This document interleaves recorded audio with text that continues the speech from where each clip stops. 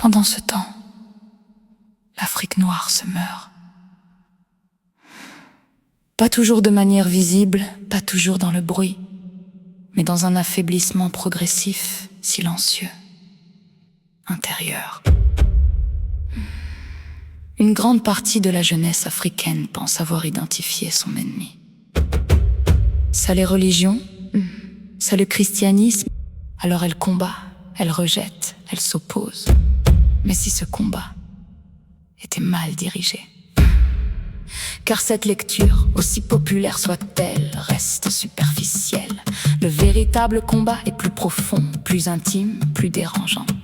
Il ne se situe pas seulement dans les systèmes, il ne se trouve pas uniquement dans l'histoire, il se trouve dans l'homme lui-même.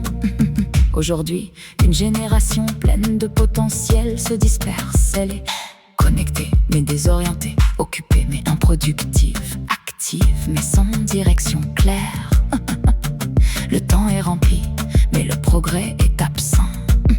Les distractions modernes capturent l'attention. Réseaux sociaux, divertissement constant, recherche de plaisir immédiat.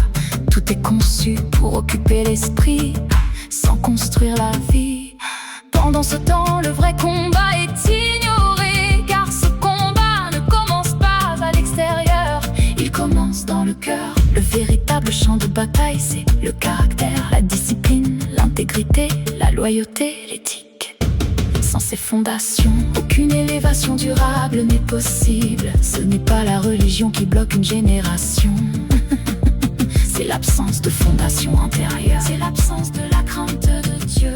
Car sans crainte de Dieu, il n'y a pas de limite intérieure. Il n'y a pas de repère moral stable. Il n'y a pas de transformation réelle. Et sans transformation, la liberté devient désordre. Le potentiel reste inexploité. La destinée se dilue. Alors la foi n'est pas une faiblesse, elle est une force. Une force silencieuse mais décisive. Celle qui te garde droit quand personne ne regarde.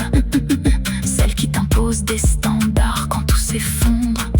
Celle qui construit un homme de l'intérieur.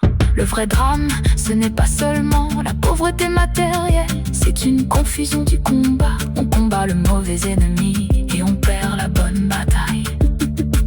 Et pendant que l'attention est détournée, le cœur reste sans garde, comme il est écrit. Garde ton cœur plus que toute autre chose, car de lui viennent les sources de la vie. Proverbe 4, 23. Car au final, car au final, car au final, car au final, car au final, car au final,